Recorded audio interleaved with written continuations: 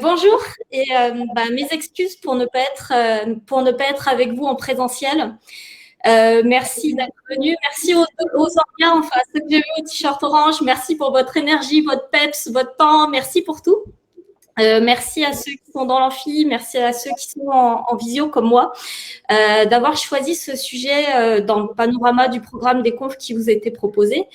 Et puis, pour ceux qui sont en remote, j'aimerais bien un petit feedback à savoir pourquoi ce choix et qu'est-ce que vous êtes venu chercher. Donc, je vous lis en parallèle sur le chat, donc n'hésitez pas à me donner un petit peu votre ressenti.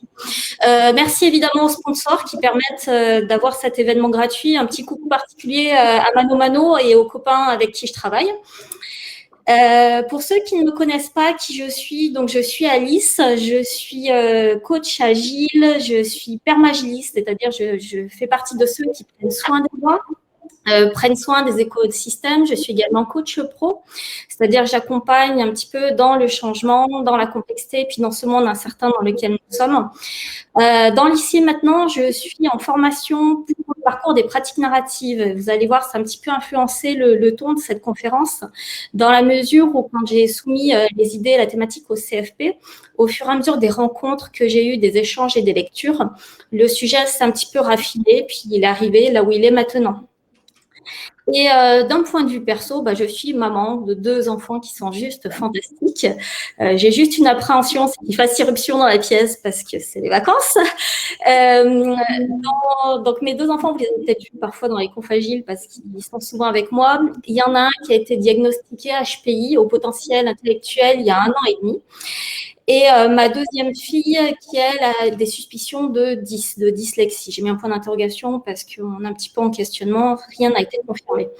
Donc évidemment, quand on annonce un petit peu ces éléments, ça m'a un petit peu chafouiné, ça m'a un petit peu chatouillé, ça m'a un petit peu questionné dans ma posture de coach. Donc, je suis passée d'Alice au pays de l'agilité, qui était une session qui a été proposée il y a quelques années à Alice en quête d'identité, Alice au pays des questions, avec des questions un petit peu qui ont popé, à savoir qu'est-ce que c'est que ce truc-là quand vous rencontrez un neuropédiatre et puis qui vous envoie dans la tronche que votre enfant est différent. C'est une question de neurodiversité. Qu'est-ce que c'est que ce truc? Des questions aussi, que deviennent ces enfants qui sont différents dans leur vie d'adulte? Est-ce que la diversité, elle est gommée par le monde de l'entreprise? Comment est-ce qu'on peut accueillir leur potentiel? On sait tous qu'on ne conduit pas une Formule 1 avec un permis B. Donc, qu'est-ce qu'il faut faire pour? On sait que chez les enseignants, ils sont formés pour les accompagner, mais quid des managers? Tiens, ça fait un rebond avec la session de Nicolas précédent. Et en tant que coach permagiliste, comment je peux cultiver ce terrain qui soit favorable à toute cette diversité, en l'occurrence cette neurodiversité. Je suis super contente, justement, merci à ceux qui ont choisi d'avoir cette session programme parce que j'avais réellement besoin d'en parler. En parler, comme je viens de vous le dire, en parler pour mes enfants, en parler pour tous ceux et toutes celles qui se sentent différents, pour qu'ils puissent être accueillis au niveau des organisations, pour que la différence, elle soit connue, elle soit reconnue, elle soit comprise, elle soit admise et elle soit prise en charge.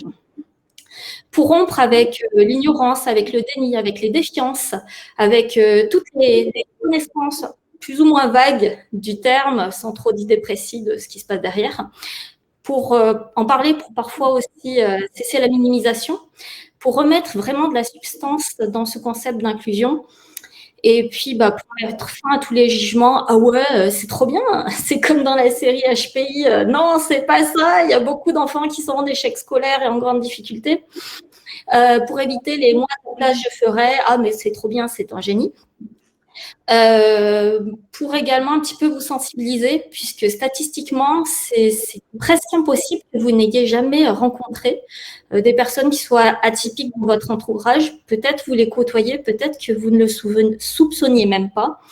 Donc, j'espère un peu vous offrir la pilule bleue qui va vous permettre de lire la matrice ou les lunettes qui vont vous permettre un petit peu de voir cet univers différemment et puis de savoir interagir. Donc, évidemment, c'est absolument non professionnel, c'est juste beaucoup d'échanges avec des adultes neuroatypiques, mon ressenti de maman, beaucoup de lectures, de témoignages et de rencontres. Et puis un petit clin d'œil à vous, j'imagine que vous êtes ici, c'est peut-être pas un hasard. Parmi tout ce popcorn de questionnement, il y a une citation d'Albert Camus qui m'a un petit peu apaisée, qui dit être différent, c'est ni une bonne ni une mauvaise chose, c'est tout simplement être suffisamment courageux pour assumer et être soi-même. Juste un feedback, l'audio, c'est OK pour vous? Oui. Super. Donc, bienvenue au pays des neuroatypiques. Et petit quiz, pop quiz. Selon vous, quel est le point commun entre Einstein, Nietzsche, Newton, Michel-Ange, Andy Warhol, Leonardo da Vinci, Van Gogh, Zuckerberg, Barack Obama, and so on? J'imagine que vous me sentez venir. Évidemment, c'est des êtres qui sont fantastiques, qui sont exceptionnels. Concrètement parlant, à quoi on les qualifie de neuroatypiques? Parce qu'ils ont un QI qui est supérieur à 130. Les tests de QI étant des tests de psychonormés par des psychonormés, donc évidemment qui sont discutables. Mais en plus, ils ont une façon bien à eux de penser, d'envisager le monde. C'est-à-dire qu'ils ont une intelligence relationnelle qui peut être différente, une vision des autres différente, parfois une hyperactivité, parfois une hypersensibilité, parfois une incompréhension justement de cette force et puis de ces fragilités qui les habitent. Si on en revient à la définition, un back to the basics, la neuroatypie, c'est un fonctionnement neurologique ou psychologique qui s'éloigne de la norme, qui a été déterminé pour définir les personnes souffrant du trouble de l'autisme et puis pour définir leur absence de conformisme par rapport à un cadre qui est dit de référence. C'est vrai qu'on constate qu'il y a des différences qui sont visibles, qui sautent aux yeux, telles que la couleur de la peau, le genre, l'âge, parfois des origines sociales. Et puis, il y a des différences qui ne se dévoilent pas au premier regard. Des différences avec lesquelles on vit, on ne les a pas forcément identifiées. Il y a des différences justement qu'on peut galérer à faire accepter à l'école. C'est assez compliqué quand on va voir le directeur du collège en expliquant que son enfant, il est HP, il est un petit peu différent, surtout quand la personne en question n'a aucune espèce d'idée de ce que c'est, de comment l'enfant réagit. On se fait un peu passer pour le parent hystérique de service, quoi. Ça peut être compliqué également vis-à-vis des collègues, vis-à-vis des amis. Ça peut être compliqué pour soi aussi. Il y a la phase d'acceptation de ce truc. Parce qu'encore une fois, voilà, ça ne se voit pas. C'est des différences qu'on peut cacher ou faire taire parce qu'on peut en avoir honte ou parce qu'on peut penser que c'est insignifiant au regard d'autres pathologies qui peuvent être visiblement plus lourdes. C'est des différences qu'on peut renoncer à évoquer parce qu'on sait que quoi qu'il arrive, ça ne sera jamais compris. Ou pire, ça peut même être tourné en dérision. Donc, bienvenue dans cet univers des cerveaux renversés, séparés de la Terre par l'univers de l'incompréhension. On distingue un peu plusieurs planètes. On a la planète des zappeurs avec tout ce qui est hyperactif, TDAH, troubles de l'attention, la planète des inversés avec tous les troubles 10. Là, je fais un petit coucou à Marie Jarry qui a beaucoup parlé de ce sujet.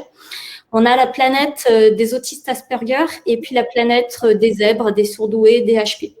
Donc, au cours un petit peu de ce cheminement, je vais un peu mettre plus un point de focus sur cette planète-ci qui me concerne d'un point de vue familial et pour laquelle j'ai été la visiter un petit peu. Donc, c'est vrai que les humains, en fait, ils aiment bien mettre des petites étiquettes.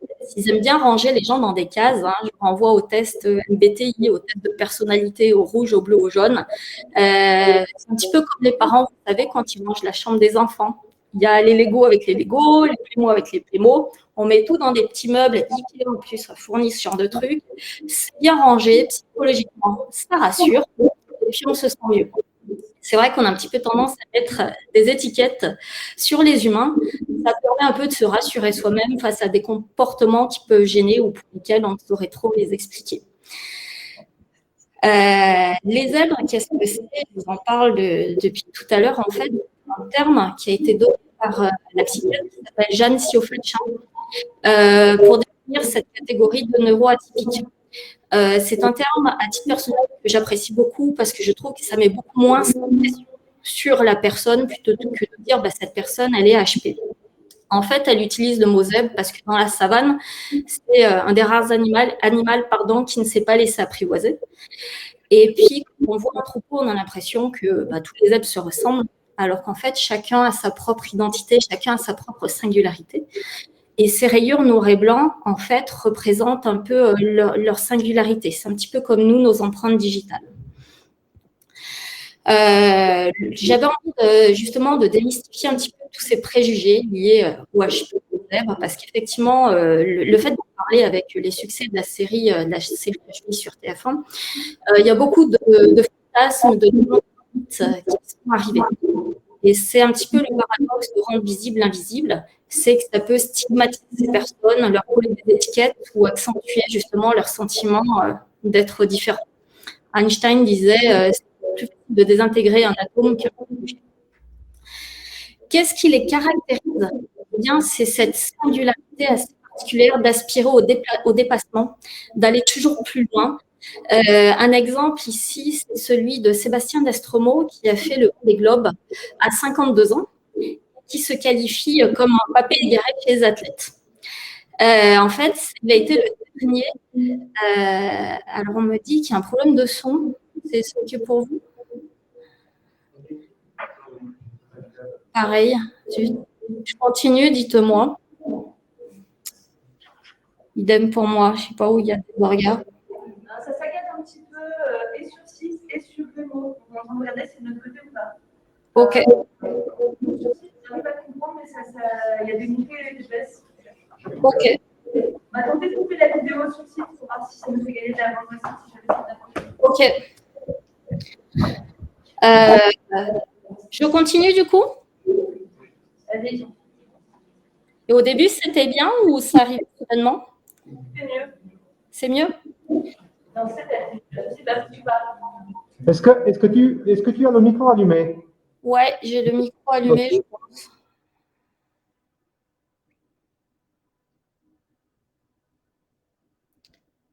Dites-moi si je continue. C'est mieux? On vient de les perdre. Ça a l'air bien. Beaucoup mieux. Bon, OK.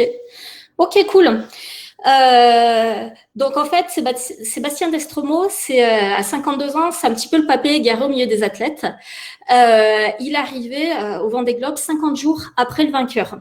En fait, il a passé 4 mois de navigation en solitaire à subir des épreuves qui sont juste inimaginables.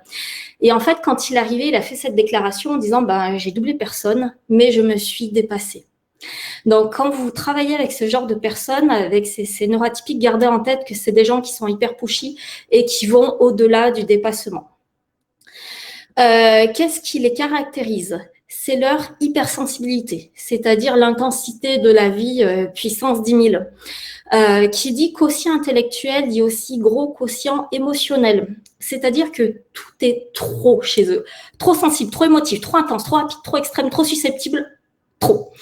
Un exemple à la maison, avec mon fils, quand je lui dis, Evan, il y a tes chaussettes qui traînent, est-ce que tu pourrais, s'il te plaît, les ranger? Ça peut assez rapidement monter dans les émotions avec, mais tu me l'as dit hier, tu me le redis encore, tu es toujours en train de me faire des reproches, et de toute façon, tu m'aimes pas. Tu m'aimes pas, je ne comprends pas pourquoi mon karma m'a envoyé dans ce corps et dans cette famille, puisque tu m'aimes pas, tu me désires pas. De toute façon, vous préférez que je sois mort et je vais me suicider.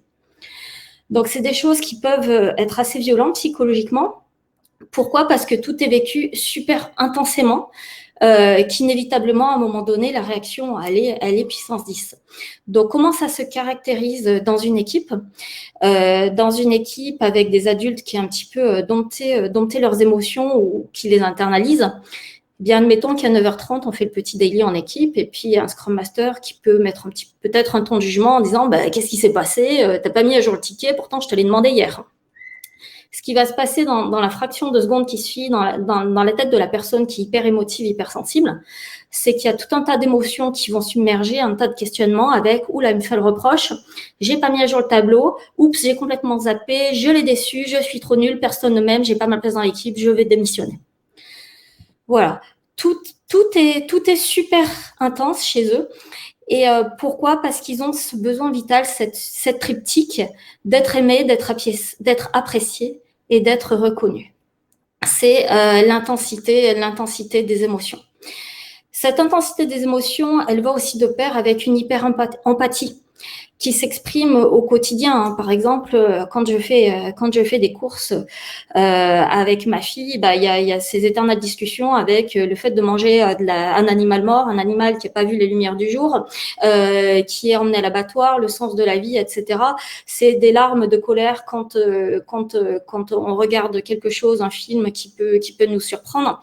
Donc, c'est des émotions qui sont hyper puissantes, hyper présentes et qui peuvent être hyper épuisantes.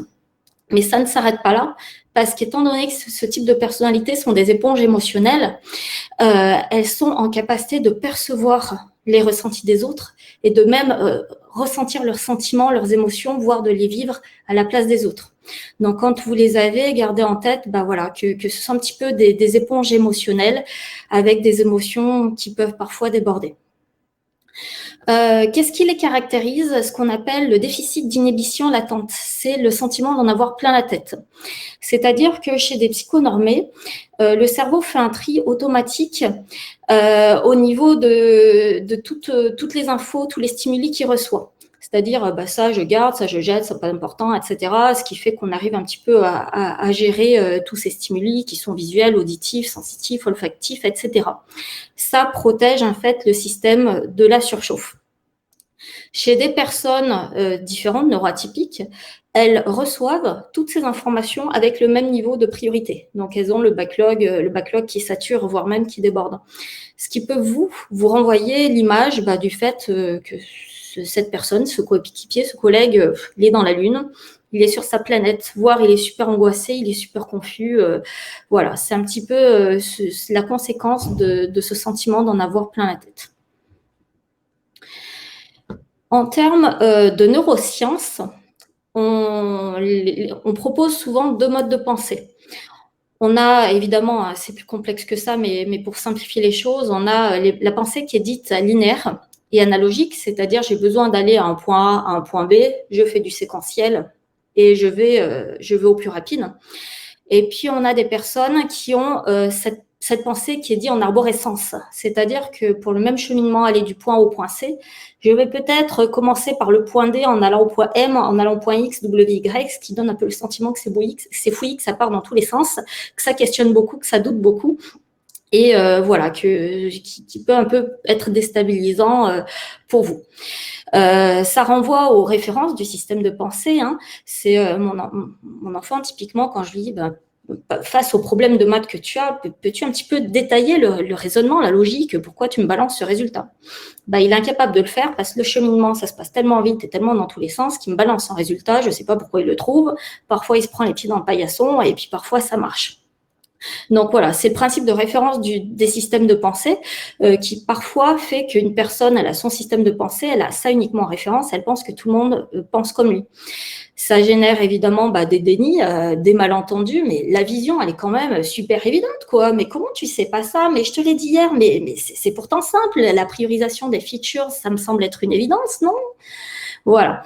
Donc, ça peut générer des interrogations, des doutes et puis des questionnements, évidemment, de ces systèmes de pensée. Qu'est-ce qui les caractérise? C'est le concept de valeur et de justice et de désir de perfection. Chez ces personnes, ils distinguent 3 choses. Ils distinguent le bon, le juste et leur vision du juste. C'est-à-dire, selon eux, ce qui est super important, leur valeur, leur élément qui, selon eux, leur semble juste. Ils ont un sens de la justice et de ce fait de l'injustice qui est super puissant et qui font partie intégrante de toute prise de décision. Les prises de décision qui sont évidemment liées à des concepts tels que sauver le monde, sauver les gens, les concepts de transparence, de respect, de tolérance. Et tout ça, c'est lié à une quête absolue en lien avec un désir de perfection. Si vous les avez dans vos équipes, c'est pas des personnes qui sont compétitifs ou ils sont hyper exigeants envers eux-mêmes, mais pas du tout envers les autres.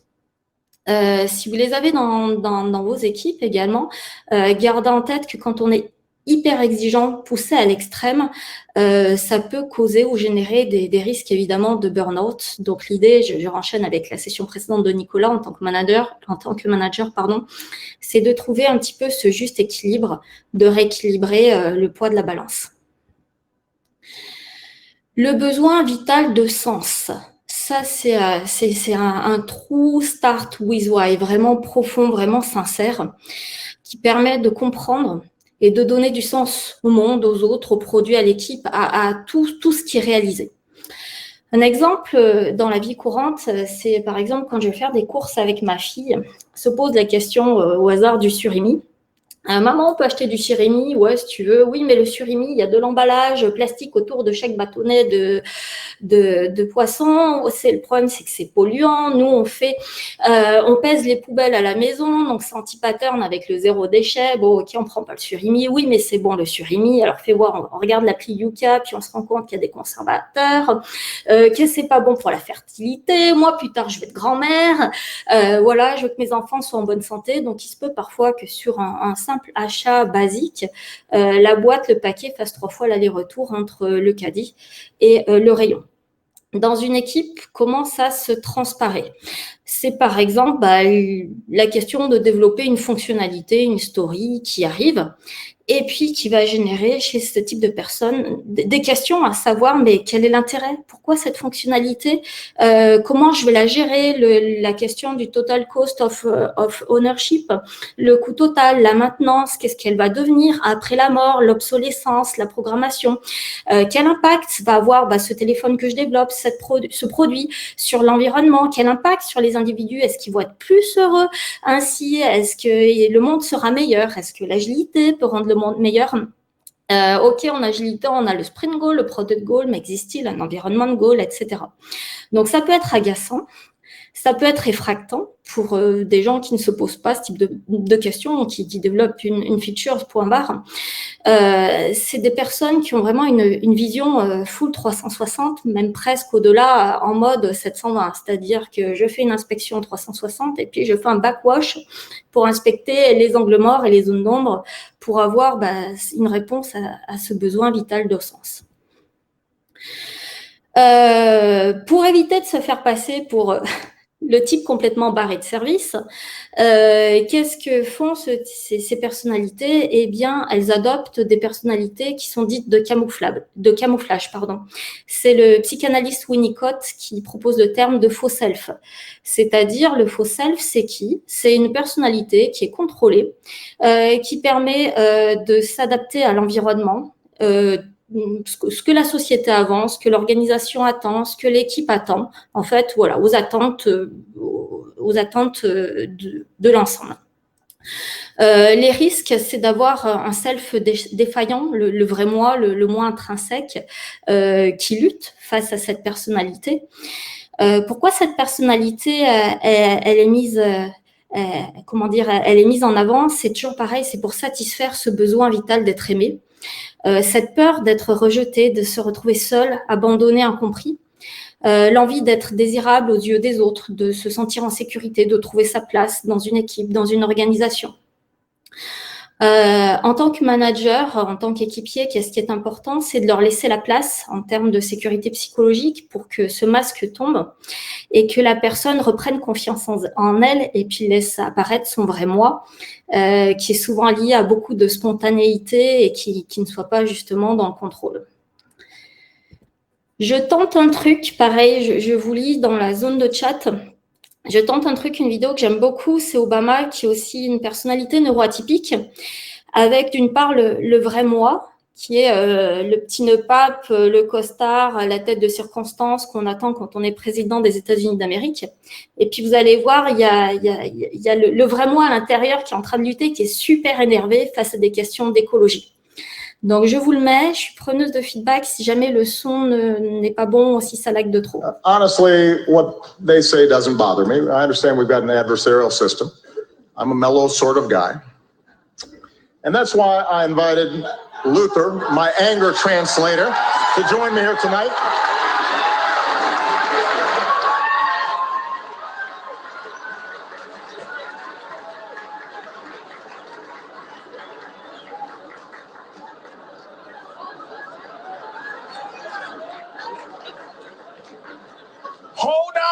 to your lily white butts.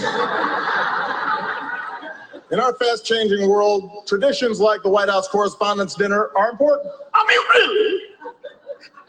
What is this dinner? And why am I required to come to it? Jeb Bush, do you really want to do this? Because despite our differences, we count on the press to shed light on the most important issues of the day. And we can count on Fox News to terrify old white people with some nonsense.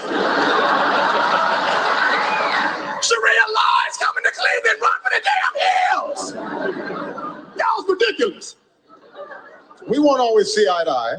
Oh, and CNN, thank you so much for the wall-to-wall Ebola coverage. For 2 whole weeks, we were one step away from the Walking Dead. And then you all got up and just moved on to the next thing.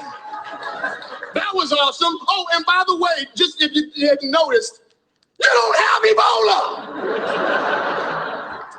But I still deeply appreciate the work that you do. Y'all remember when I had that big old hole in the bottom of the Gulf of Mexico, and then I plugged it? Remember that? Which Obama's Katrina was that one? Was that 19 or what was it, 20? Because I can't remember. Protecting our democracy is more important than ever. For example, the Supreme Court ruled that the donor who gave Ted Cruz $6 million was just exercising free speech. Yeah, it's the kind of speech like this. I just wasted $6 million.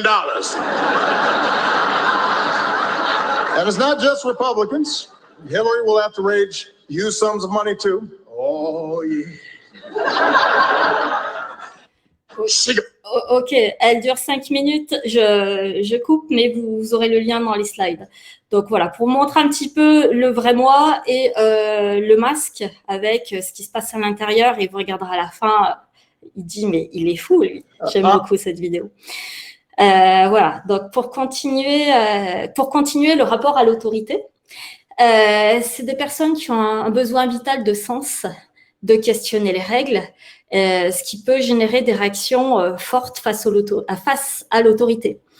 Évidemment, c'est des personnes qui peuvent rentrer en conflit si des décisions sont prises de façon absolument arbitraire, injuste ou non fondée, avec beaucoup d'implications émotionnelles, puisque c'est des personnes qui tiennent vraiment à défendre leurs convictions avec beaucoup de frénésie.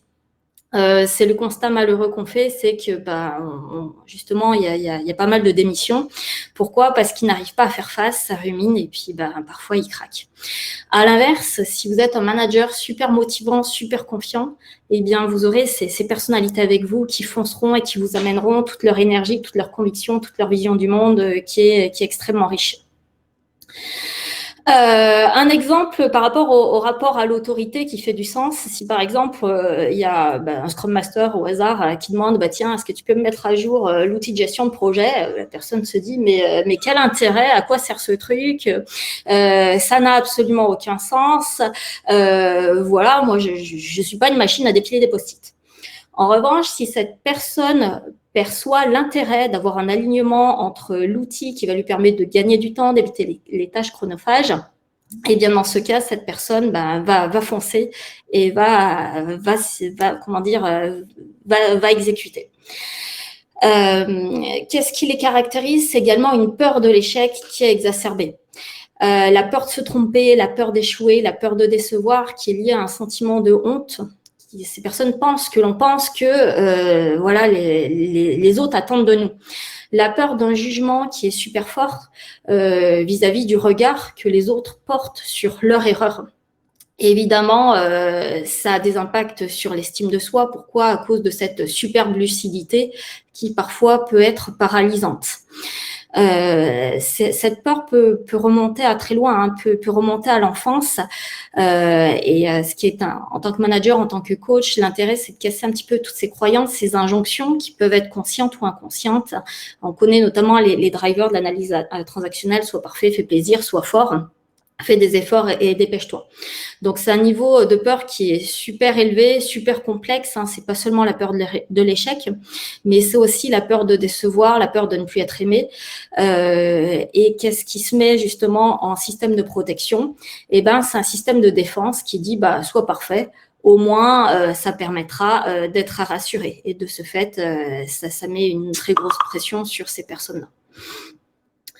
Le syndrome de l'imposteur, j'en parle très rapidement parce que le temps file. C'est des personnes justement qui font preuve d'une extrême modestie. Le syndrome de l'imposteur, c'est quoi? C'est le sentiment d'être un escroc intellectuel et que tôt ou tard, on sera démasqué.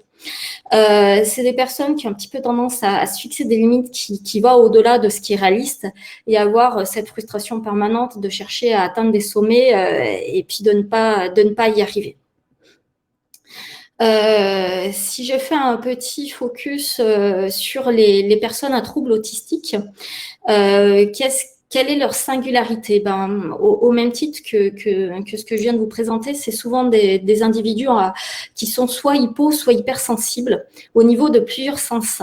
Ça veut dire qu'ils ressentent fortement les contacts, la proximité. Si vous discutez avec eux, il faut justement laisser la vraie distance, les 1 mètre de distance qui leur permet d'avoir un petit peu leur bulle physique de protection. Éviter le Coco Chanel numéro 5 qui va sentir méga fort, qui peut-être les déranger au même titre que les odeurs de café ou de tabac froid. On parle d'hyperesthésie. L'hyperesthésie, justement, c'est l'extrême développement de certains sens. Quand vous les avez dans vos équipes, vous observerez que c'est des personnes qui ont un lien social qui est différent. C'est-à-dire que, par exemple, soutenir le regard, ça peut être compliqué. Ou même, justement, tous les échanges sociaux, d'acquiescer, de communiquer. Le daily, pour eux, peut être compliqué. Qu'est-ce qui peut être fait, justement? C'est de les aider en leur proposant un cadre. C'est-à-dire un petit script qui va leur permettre de comprendre les interactions qu'on attend d'eux, que l'équipe attend d'elles au moment de ce point quotidien.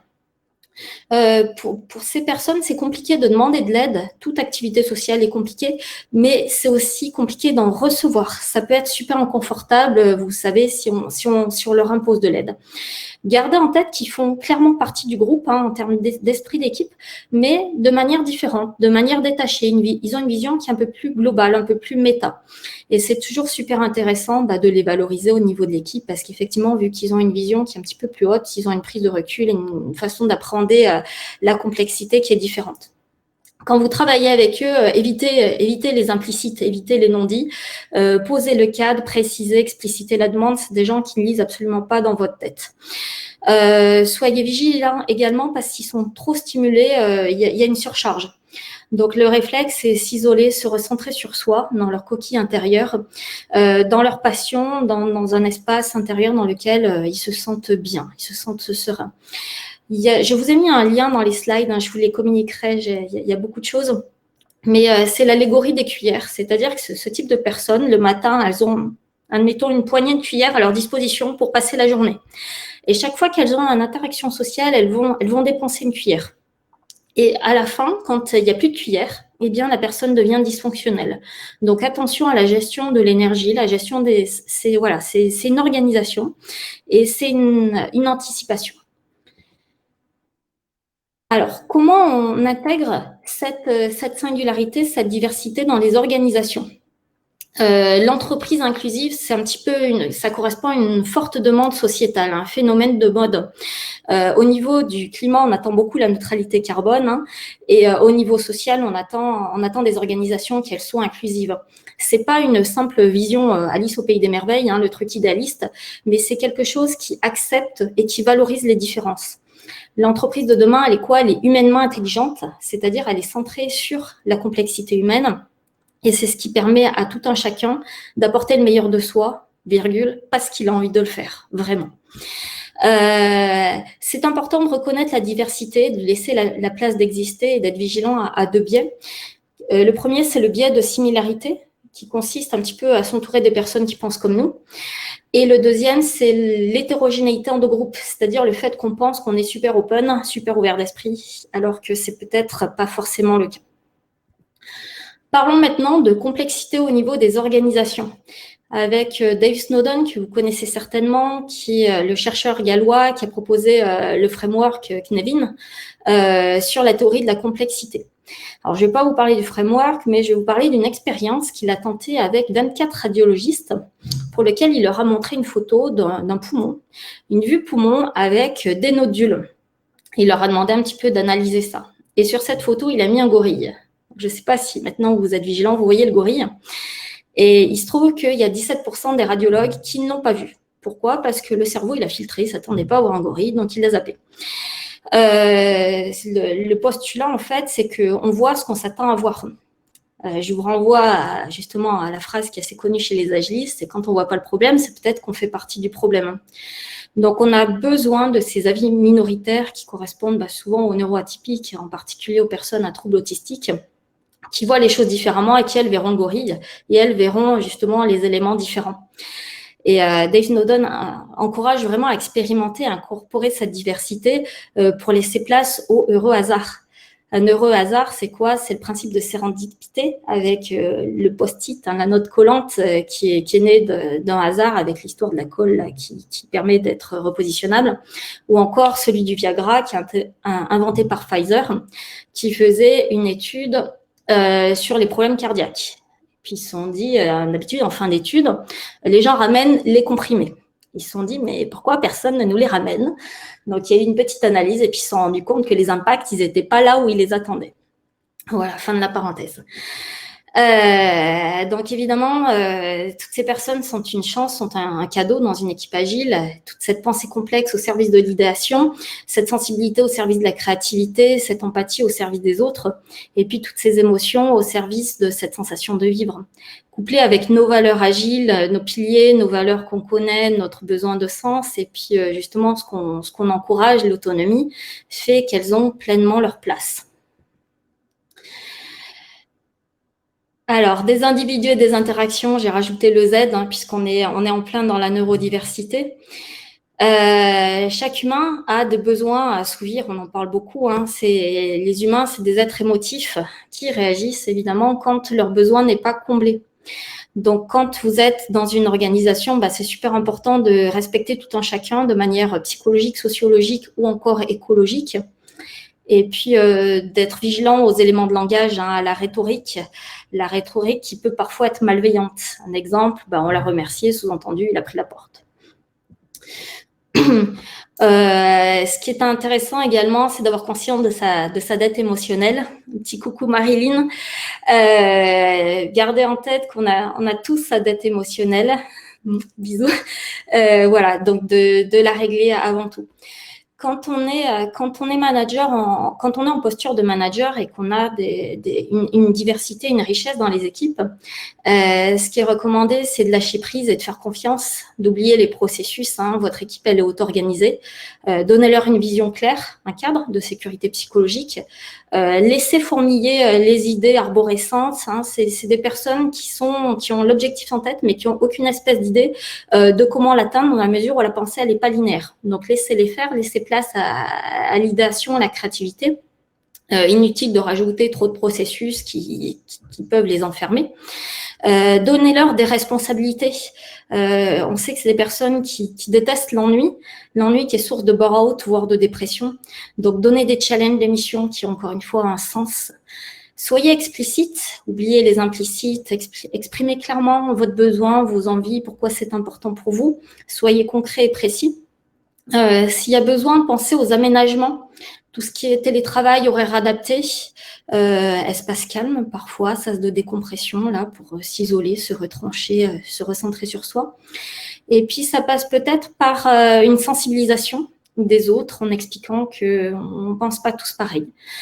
Ce qui est super important d'avoir en tête, c'est quand vous accompagnez bien les psychonormés, vous accompagnez aussi bien les atypiques, puisque ce sont des personnes qui ont des besoins qui sont un petit peu plus complexes que les autres. Un point aussi qui est important, c'est les signes de reconnaissance. C'est vital. Les humains, ils ont 3 besoins. Être aimé, être apprécié, être reconnu. Et l'indifférence, c'est le pire des mots. Il vaut mieux donner un signe de reconnaissance, quitte à ce que ce soit négatif, plutôt qu'aucun. La reconnaissance, elle est vraie, elle est juste, elle est sincère, elle est authentique, et évidemment, elle est gratuite. On ne donne pas pour recevoir, c'est comme l'amour inconditionnel. Ça a un impact évident sur la motivation, ça permet d'exister. Je vous ai mis la petite pyramide de Maslow. L'humain, il a un besoin de sécurité, d'appartenance, d'estime et de s'accomplir. Donc, donner des signes de reconnaissance, ça permet d'avoir de l'attention, d'avoir de l'estime, d'avoir de l'appartenance par rapport à son équipe. Donc, donner de l'appartenance aux autres, mais aussi à soi-même. La rencontre avec soi-même. En tant que coach manager, proposer un espace pour de l'écoute active qui soit vraiment profonde et sincère, un petit peu à la Carl Rogers. Ce qui est important en tant que manager, c'est d'accepter l'autre tel qu'il est. Quand vous attendez un bébé, quand un bébé est là, souvent vous projetez sur ce bébé. Tiens, c'est un garçon, je veux qu'il soit sportif, je veux qu'il aime le foot, il fera maths sup, il sera sage, il sera propre, gna gna gna gna gna, il laissera pas traîner ses chaussettes. Donc l'enfant est né nu et en fait il a tout un tas d'injonctions, de projections sur lui à la naissance. Et quand vous accueillez une personne dans votre équipe, vous pouvez consciemment ou inconsciemment lui projeter toute votre éducation, l'histoire du père, tout un tas de biais, des attentes. Moi, je veux qu'il fasse comme ci, je veux que l'agilité ce soit ça, etc. Donc, c'est important d'avoir cette notion d'accueil inconditionnel, pas de jugement, pas de préjugés, pas de formatage de l'équipe telle que moi, manager, je voudrais qu'elle soit. Faire tomber les masques, on n'invite pas les faux selfs, soyez tels que vous êtes, pour renouer avec votre identité. En narratif, on parle du paysage de l'action qui est lié au paysage de l'identité. Démanteler toutes les croyances, les chapes de verre qui sont fermantes, qui sont limitantes, et puis l'importance de se faire confiance. Je viens de parler de l'introspection, donc faire sa visite, son cheminement intérieur pour se connaître soi, pour pouvoir s'articuler le jeu en passant au nous, en passant au vous. En agilité, on fait beaucoup d'introspection, on fait beaucoup de rétro tous les 15 jours, etc. Mais c'est vrai qu'on fait rarement une visite de soi-même pour apprendre à mieux se connaître. Donc les rétros, c'est les vrais rétros, c'est pas la rétro post-it, c'est des rétros à la Mandela, pardon. Et s'il y a besoin, coaching, supervision, etc. pour s'accepter et introspecter. C'est important également de renouer avec son identité pour être apaisé. Ce savant équilibre du respect des autres, du respect de soi, du respect de l'équipe. Choisir ses combats également, on ne peut pas lutter partout, donc il y a un certain lâcher-prise qui doit être fait pour pouvoir dire, bon, ok, ça je peux vivre avec, et puis ça c'est un combat que j'ai envie de mener à bout et de ne pas lâcher. C'est important de changer de culture, peut-être shifter du business agility, on en parle beaucoup, vers peut-être de l'human agility ou de l'agility for human, avec des questions nouvelles, qui sont par exemple une que j'ai envie de vous poser, c'est qu'est-ce que c'est que la réussite? La réussite, c'est selon moi se donner les moyens de faire ce qui nous plaît, réaliser nos envies, pas forcément de se soumettre à un travail qui va nous épanouir, qui nous épanouit pas, sous prétexte, il est stable, il est bien payé, il est conforme à ce qu'on attend de nous. Et la réussite, pour moi, c'est vraiment être intrinsèquement heureux, être heureux, tout simplement. Donc tout ça passe par des étapes de changement. Là, on pourrait renchaîner sur un autre conf, mais c'est 5 heures, donc je vais m'en arrêter là. Tout ça bouleverse, peut-être ça peut vous secouer, vous surprendre, vous questionner.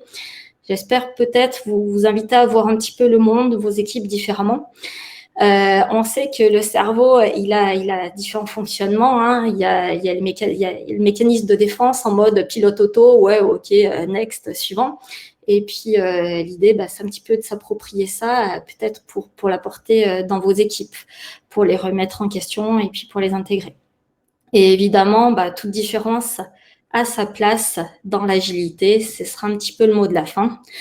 J'ai pas vu passer les feedbacks, je sais pas trop où ça se passe, mais un feedback pareil, c'est important, c'est constructif, c'est lié à la motivation. Donc, le petit mouchou, quand vous faites des feedbacks, je sais pas où est le lien, j'en suis désolée. Et une petite vidéo finale que j'avais envie de partager avec vous parce que je la trouve super chouette. Donc, j'espère que ça ne va pas laguer de trop. C'est le merci de la fin. Les fous, les marginaux, les rebelles, les anticonformistes, les dissidents. Tous ceux qui voient les choses différemment, qui ne respectent pas les règles. Vous pouvez les admirer ou les désapprouver, les glorifier ou les dénigrer, mais vous ne pouvez pas les ignorer. Car ils changent les choses, ils inventent, ils imaginent, Ils explorent, ils créent, ils inspirent. Ils font avancer l'humanité. Là où certains ne voient que folie, nous voyons du génie. Car seuls ceux qui sont assez fous pour penser qu'ils peuvent changer le monde y parviennent. Hop, et j'enlève la minute de la pub. Voilà, donc je vous ai mis quelques références. J'ai vu dans le chat, il y a Rayurature, qui a un blog plutôt sympa justement et qui en parle. Qui parle pas mal du sujet. Je vous ai mis un lien également vers tout un tas de références biblio qui sont sympathiques. Voilà, merci. Trop cher.